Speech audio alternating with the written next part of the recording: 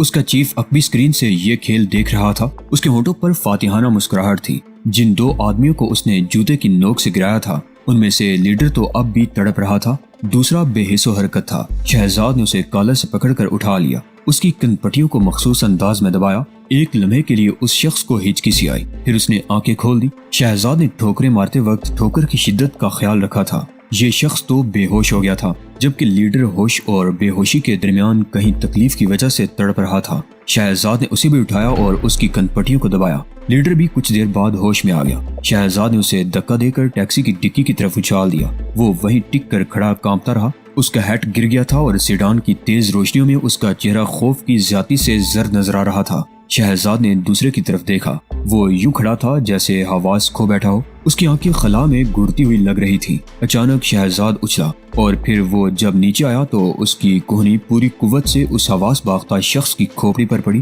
وہ شخص یوں چیخا جیسے کسی نے پوری قوت سے ایک وزنی ہتھوڑا اس کے سر پر دے مارا ہو۔ اس کی کھوپڑی پاش پاش ہو گئی تھی اور خون میں ڈوبا ہوا بیجا بہہ نکلا تھا۔ شہزاد نے اس کی کھوپڑی پر ہاتھ مارا اور مٹھی لا کر لیڈر کے چہرے کے سامنے کھول دی۔ کیا تم بھی اپنا انجام ایسا ہی چاہتے ہو؟ اس نے لیڈر کو گورتے ہوئے سخت لہجے میں کہا۔ لیڈر کی آنکھوں سے مردنی جھلکنے لگی۔ اس نے بمشکل سر کو دائیں بائیں حرکت دی۔ تو پھر جلدی سے بکنا شروع کر دو۔ شہزاد غرایا۔ اس کی غراہٹ میں بے پناہ درندگی تھی۔ تمہیں کس نے بھیجا ہے؟ میں اسے نہیں جانتا، بس کسی نے فون پر رابطہ قائم کر کے معاوضے کی رقم بھیج دی تھی۔ لیڈر نے جواب دیا۔ شب بخیر، شہزاد نے یک مسکرا کر کہا اور فضا میں اچھل پڑا۔ ایک لمحے کے لیے وہ معلق نظر آیا، پھر اس کی ٹھوکر لیڈر کے جسم پر ٹھیک گردے کے مقام پر پڑی۔ شہزاد کے پاؤں زمین پر پہنچے تو لیڈر کی لاش چرمرا کر ڈکی سے پھسلتی ہوئی نیچے گر گئی تھی اور وہ اب کسی ڈیر کی طرح بے حس و حرکت پڑا تھا۔ شہزاد نے ٹیکسی کا دروازہ کھول دیا۔ آ جائیے باس، اس نے بہرام سے کہا۔ بہرام ٹیکسی سے اتر آیا۔ ان میں سے ہر ایک کا جائزہ لیں، ممکن ہے کوئی آپ کا شناسا ہو۔ شہزاد نے کاروں کے درمیان روشن جگہ بکھری ہوئی 8 لاشوں کی طرف اشارہ کرتے ہوئے کہا۔ وہ ایک بار پھر ٹیکسی سے ٹیک لگا کر کھڑا ہو گیا۔ بہرام نے باری باری ہر لاش کا چہرہ دیکھا اور پھر آخری آدمی کو دیکھنے کے بعد طویل سانس لے کر کھڑا ہو گیا۔ اس نے شہزاد کی طرف دیکھا اور سر کو نفی میں حرکت دیتے ہوئے کہا، ان میں سے ایک بھی صورت پہلے سے دیکھی ہوئی نہیں ہے۔ دونوں ٹیکسی کے دروازے کی طرف بڑھے۔ اچانک ٹیکسی ڈرائیور کی کراہ سنائی دی۔ غالباً وہ ہوش میں آ رہا تھا۔ بہرام اس کراہ کو سن کر چونک پڑا۔ ٹائیگر، اس نے جذبات سے آری لہجے میں کہا، کیا اس شخص کو زندہ رکھنا مناسب ہے؟ اگر یہ آپ کے کسی کام آ سکتا ہے تو نہیں، یہ ہمارے کسی کام کا نہیں ہے۔ ایسی صورت میں اس کا زندہ رہنا ٹھیک نہیں، شہزاد نے تائید میں کہا اور فرنٹ ڈور کھول کر ٹیکسی ڈرائیور کی طرف دیکھا جس کے پپوٹے پھڑپھڑا رہے تھے۔ مجھے افسوس ہے دوست، اس نے دھیمی آواز میں کہا، ناعاقبت اندیشی ایک مہلک جرم ہے۔ اس کا ہاتھ تیزی سے آگے بڑھا۔ ٹیکسی ڈرائیور نے جلدی سے کچھ کہنا چاہا، شاید موت کو سامنے دیکھ کر اچانک ہی اسے زندگی سے محبت ہو گئی تھی اور اس محبت نے اس کے انداز سے دلیری اور بے خوفی کا ہر تاثر چھین لیا تھا۔ لیکن بہرام کے بڑے ہوئے ہاتھ میں موت تھی۔ اس کی انگلیاں سلاخ کی طرح تن گئی تھی اور پھر اس نے ان انگلیوں کو ٹیکسی ڈرائیور کی آنکھوں سے نکال کر اسی کی یونیفارم سے پونچھ ڈالا۔ ڈرائیور سیٹ کی طرف گرنے لگا۔ شہزاد نے اس کا کالر تھام کر جھٹکا دیا۔ وہ دروازے سے باہر زمین پر اوندا منہ گرا اور تڑپتا رہا۔ رفتہ رفتہ اس کا جسم ٹھنڈا پڑنے لگا اور پھر وہ کسی مجسمے کی طرح اوندا پڑا نظر آنے لگا۔ کیا یہ مر چکا ہے؟ بہرام نے حیرت سے دریافت کیا۔ جی نہیں، شہزاد نے اطمینان سے جواب دیا۔ پھر کیا بات ہے؟ بس یہ زندہ نہیں رہا، شہزاد نے مسکرا کر کہا اور پھر ڈرائیونگ سیٹ پر بیٹھ کر اس نے ٹیکسی کا دروازہ بند کر دیا۔ ٹیکسی سٹارٹ کر کے اس نے اپنی سیٹ پر بیٹھے اپنے چیف کی طرف دیکھا۔ آپ کو کہاں چھوڑ دوں سویٹ ہارٹ؟ ایئرپورٹ۔ بہرام غرایا۔ شہزاد نے گاڑی ریورس کی تو عقبی ٹائر چند لاشوں کو کچلتے ہوئے گزر گئے۔ اس نے ٹیکسی کو گھمایا اور تیزی سے اسی کچی سڑک پر واپسی کا سفر شروع کر دیا جس سے وہ یہاں تک پہنچے تھے۔ شہزاد اور لوگوں کی طرح بے پرواہی سے ڈرائیونگ کا قائل نہیں تھا۔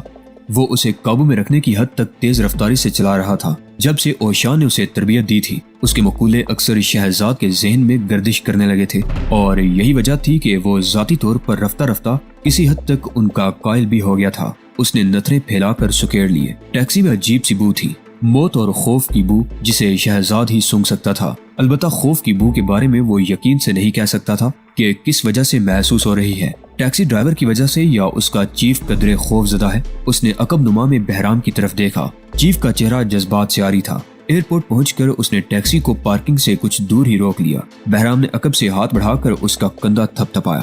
اس کام سے بعض اوقات تم خود کو بیمار نہیں محسوس کرتے؟ جی نہیں، شہزاد نے جواب دیا، جو کچھ ان کے ساتھ ہوا ہے وہ ہمارے ساتھ بھی تو ہو سکتا تھا۔ بہرام نے اس بات میں سر ہلا دیا۔ خدا حافظ، خدا حافظ سویٹ ہارٹ، شہزاد نے مسکرا کر کہا۔ بہرام ٹیکسی سے اتر گیا تو شہزاد کے انداز سے شرارت ظاہر ہو رہی تھی۔ اے مسٹر، اس نے قدرے بلند آواز میں کہا، کیا کرایہ ادا نہیں کرو گے؟ بہرام ٹھٹک کر اس کی طرف دیکھنے لگا۔ یاد رکھیے جناب، شہزاد نے جلدی سے کہا، جس لڑکی کے چہرے پر ان گنت برے تل نہیں ہوتے، اس کی مثال ایک ایسی رات جیسی ہوتی ہے جب ستارے نہیں نکلتے۔ بہرام کے ہونٹوں پر مسکراہٹ بکھر گئی۔ اب جلدی سے بھاگ جاؤ ورنہ کوئی سورلی مل گئی تو پریشان ہو جاؤ گے۔ بہرام نے اشارہ کیا اور شہزاد نے جلدی سے گاڑی گیئر میں ڈال کر تیزی سے گھما دی، کیونکہ ایک طرف سے ایک بوڑھی عورت ٹیکسی ٹیکسی چلاتی ہوئی اسی طرف آ رہی تھی۔ اس نے عقب نما میں بوڑھی عورت کے دور ہوتے ہوئے ہیولے کی طرف دیکھا اور ٹیکسی کو شہر کی طرف جانے والے قدرے ویران سڑک پر ڈال دیا تاکہ کسی سواری یا پولیس سے مڈبھیڑ نہ ہو سکے۔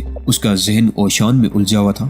وہ حیران تھا کہ اس نے اپنے چیف بہرام سے اوشان کے سلسلے میں وعدہ تو کر لیا تھا، لیکن یہ بات ابھی تک سمجھ میں نہیں آئی تھی کہ اسے کیسے رضامند کرے گا۔ ٹیکسی کو ایک ویران گلی میں چھوڑ کر وہ دھیمی آواز میں سیٹی بجاتا ہوا اپنے ہوٹل کی طرف چل دیا، جو وہاں سے زیادہ دور نہیں تھا۔ وہ ابھی اپنی مشق سے فارغ ہو کر بیٹھا تھا۔ اوشان اس کی آج کی کارکردگی سے بے حد خوش تھا۔ شہزاد نویں منزل سے چھلانگ لگا کر مقررہ وقت پر فٹ پاتھ تک رسائی حاصل کر کے یہ ثابت کر دیا تھا کہ وہ اس کا صحیح جانشین ہے۔ استاد کے لیے کسی ایسے ہونہار شاگرد کا مل جانا ہی بڑے فخر کی بات ہوتی ہے، چاہے جائے کہ شاگرد ایسا ہو جس کی تربیت کا اسے ماہانہ لاکھوں کا معاوضہ ملتا ہو۔ اوشان لالچی نہیں تھا، جبکہ وہ جس گاؤں سے تعلق رکھتا تھا اسے جنگ کی تباہ کاریوں نے نگل لیا تھا، اور اوشان اس دولت سے وہاں کے سینکڑوں بے خانمہ لوگوں کو اچھی زندگی سے ہمکنار کر رہا تھا۔ وہ یہی ارادہ لے کر گھر سے نکلا تھا اور اسے اپنے اس نیک مقصد میں ناکامی نہیں ہوئی تھی۔ اوشان کے گاؤں کو لامازیوں اور گڈالیوں نے تباہ کیا تھا، اس لیے اسے ان دونوں قوموں سے بے پناہ نفرت تھی۔ ابھی چند روز قبل اس نے ایک فلم دیکھتے ہوئے جیسے ہی ایک لامازی فوجی کو دیکھا، اس کی دائیں ہتھیلی کے مہلک وار نے ٹی وی سیٹ کو 2 حصوں میں تقسیم کر دیا۔ یہی وجہ تھی کہ شہزاد حرف مدہ زبان پر لاتے ہوئے ہچکچا رہا تھا۔ تم کچھ کہنے کے لیے بے چین ہو تو کہہ کیوں نہیں دیتے؟ اوشان کی آواز نے شہزاد کو تذبذب کی حالت سے نکال دیا۔ بات ہی کچھ ایسی ہے جناب، شہزاد بڑبڑایا۔ تم کہو تو صحیح، اگر میں آپ سے درخواست کروں کہ کسی لامازی کے باڈی گارڈ کی حیثیت سے کام کریں تو مجھے جواباً سننے کو کیا ملے گا؟ شہزاد نے اس کی آنکھوں میں دیکھتے ہوئے کہا۔ ایک لمحے کے لیے اوشان کی آنکھیں اسے اپنی آنکھوں میں چبھتی محسوس ہوئی، پھر جیسے اس کی نگاہ شہزاد کے دل تک اتر گئی۔ شہزاد کا خیال تھا کہ وہ بڑک کر اٹھ کھڑا ہوگا، لیکن اسے یہ دیکھ کر شدید حیرت ہوئی کہ اوشان کے جریوں بھرے رخساروں اور ہونٹوں پر مسکراہٹ کی خفیف سی تھرتھراہٹ پیدا ہو چکی ہے۔ وہ سوالیہ نگاہوں سے اوشان کی طرف دیکھتا رہا۔ میری ایک نصیحت ہمیشہ یاد رکھنا بیٹے، اوشان نے کہا، اگر تم اس قوم کا کوئی کام کرنے لگو تو معاوضہ ہمیشہ پہلے لو۔ اوہ، تو آپ تیار ہیں؟ شہزاد نے بے یقینی سے کہا۔ معقول معاوضے پر میں ہر کام کر سکتا ہوں، اوشان نے کہا، اور کون جانے لامازیوں ہی کی دولت پر عیش کرتے ہوئے مجھے اپنے انتقام کی پیاس بھی بجھانے کا موقع مل جائے۔ شہزاد کا جسم ٹھنڈا ٹھنڈا پسینہ اگلنے لگا۔ اوشان کے لہجے میں نہ جانے کن کن جذبوں کی آمیزش ہو گئی تھی۔ شہزاد کو یوں محسوس ہونے لگا تھا جیسے اس کی آواز میں ان گنت روحوں کی چیخو پکار شامل ہو گئی ہو۔ اس کی سرگوشیاں روحوں کی دبی دبی کراہیں محسوس ہو رہی تھی۔ اوشان واقعی عظیم تھا۔ شہزاد نے نہایت فخر سے اپنے استاد کی طرف دیکھا۔ شاید آپ ٹھیک ہی کہہ رہے ہیں، اس نے دبی دبی آواز میں کہا اور اوشان کو اپنے پروگرام اور کام کی تفصیل سے آگاہ کرنا شروع کر دیا۔ وہ دل ہی دل میں بے حد خوش تھا کہ اس طرح وہ اپنے چیف بہرام سے بھی سرخرو ہو سکتا تھا اور کام کے دوران میں اسے بہت سی نئی باتیں بھی سیکھنے کو مل سکتی تھی۔ بہرام نے اسے ایئرپورٹ پر جس لامازی خاتون سے ملاقات کے لیے کہا تھا، اسے ان دونوں کے بارے میں ایسی تفصیلات فراہم کر دی گئی تھی جن سے شہزاد اور اوشان کی حقیقت بہرحال بے نقاب نہیں ہو سکتی تھی۔ اس کے علاوہ بہرام نے اسے جن کوائف سے آگاہ کیا تھا، اس کے ساتھ لامازی جنرل کی بیوی کی تصویر بھی موجود تھی۔ اسی شام وہ دارالحکومت سے روانہ ہو گئے۔ اگلے روز انہیں لامازی حکومت کے چند افسروں سے نہایت رازداری سے اپنے دارالحکومت کے ایئرپورٹ پر خوش آمدید کہا۔ اس دوران میں سرسری سی اور رسمی باتیں ہوئیں۔ اوشان نے بحیثیت ترجمان اپنا فرض بڑی خوش اسلوبی سے ادا کیا۔ وہ اس وقت سیاہ پاجامے اور سفید کرتے میں ملبوس تھا۔ اپنا گروے رنگ کا لبادہ اس نے شہزاد کی خواہش کے مطابق اتار دیا تھا۔ بالوں اور مونچھوں کی تراش خراش کرنے پر بھی اس نے کوئی اعتراض نہیں کیا۔ ان دونوں کی شباہت میں معمولی سی تبدیلی کر دی گئی۔ اور اس سلسلے میں پلاسٹک سرجری کے ماہرین کا کام بے مثال تھا۔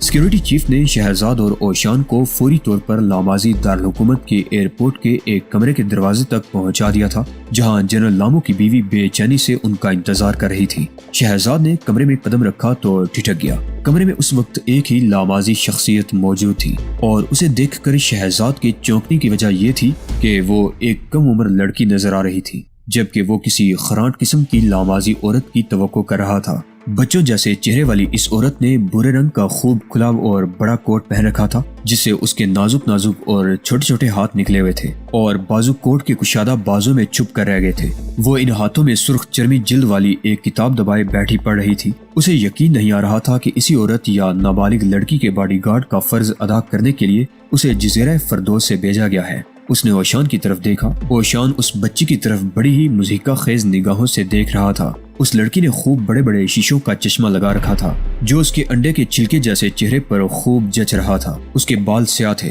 جنہیں اس نے درمیان سے 2 حصوں میں تقسیم کر کے مانگ نکال رکھی تھی، اور بالوں کو عقب میں جوڑے کی شکل میں باندھ رکھا تھا۔ لڑکی عمر میں کسی طرح بھی 13 سال سے زیادہ کی نظر نہیں آتی تھی۔ اس کی آنکھوں سے خوف اور فکر مندی کا احساس ہوتا تھا۔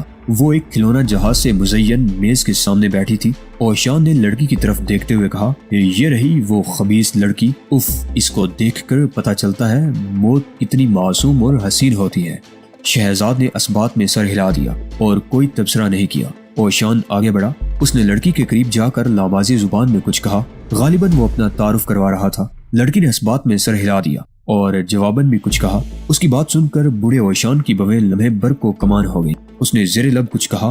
شہزاد اب تک ایک لفظ بھی نہیں سمجھ سکا تھا، لیکن آخر میں اوشان نے جو کچھ کہا وہ چونکہ اس کی مادری زبان میں تھا، اس لیے فوراً سمجھ گیا۔ اوشان نے زیر لب لڑکی کو گالی دی تھی۔ پھر شہزاد نے دیکھا کہ اوشان نے اپنی جیب سے شناختی کاغذات نکالے اور شہزاد کی طرف متوجہ ہو کر انگریزی میں بولا، یہ گدھے کی بچی ہمارے شناختی کاغذات دیکھنا چاہتی ہے۔ مجھے تو یہ لڑکی کوئی چور لگتی ہے، کہیں ہمارے کاغذات لے کر ہی فرار نہ ہو جائے۔ تم تو جانتی ہو کہ تمام لامازی بڑے مستند قسم کے چور ہوتے ہیں۔ شہزاد نے اس بار بھی کوئی تبصرہ نہیں کیا۔ اس نے مسکرا کر اپنے کاغذات نکالے اور لڑکی کی طرف بڑھا دیے، جو اوشان کے کاغذات دیکھنے کے بعد سوالیہ انداز میں اس کی طرف متوجہ تھی۔ اس نے شہزاد کی تصویر دیکھی اور پھر گہری نگاہ سے شہزاد کے چہرے کا جائزہ لیا۔ میرا خیال ہے، عورت نے بہترین انگریزی زبان میں کہا، انسان کو ہر قسم کی حالات میں محتاط رہنا چاہیے، لیکن معاملہ سنگین ہو تو احتیاط کا تناسب بھی بڑھا دینا چاہیے۔ شہزاد جیب گیا۔ اس کا خیال تھا کہ لڑکی نما عورت انگریزی نہیں جانتی،